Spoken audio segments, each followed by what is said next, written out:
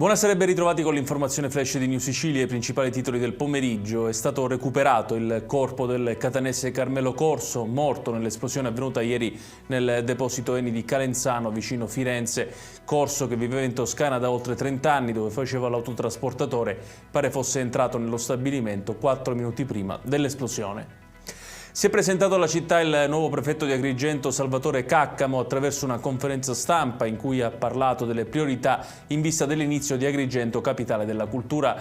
Per Caccamo sarà fondamentale per il territorio affrontare i temi dell'emergenza idrica e della sicurezza urbana.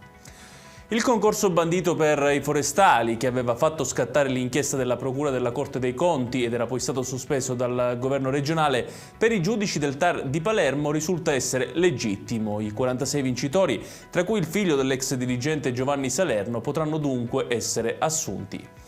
Sopralluogo quest'oggi a Giarra e riposto da parte dei tecnici dell'ufficio per il contrasto al dissesto idrogeologico dopo la recente alluvione che ha provocato enormi danni nella zona. Saranno finanziate operazioni di ripristino che includeranno il consolidamento dei torrenti e delle aree franate.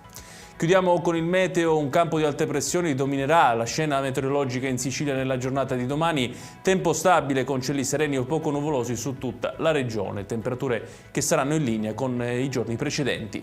Ed è tutto per questa edizione. Tutti i dettagli su queste notizie li trovate come sempre sul nostro sito www.newsicilia.it. Grazie per averci seguito e buon proseguimento di serata.